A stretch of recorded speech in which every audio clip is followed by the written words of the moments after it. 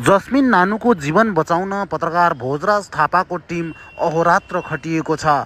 भारतको दिल्ली स्थित राजीव गान्धी क्यान्सर अस्पतालमा ल्याएको आज दोस्रो दिन आजको उपचार माइनर ओटीको तयारी भइराखेको छ भने आज नै केमो चढाउने पनि भनिएको छ।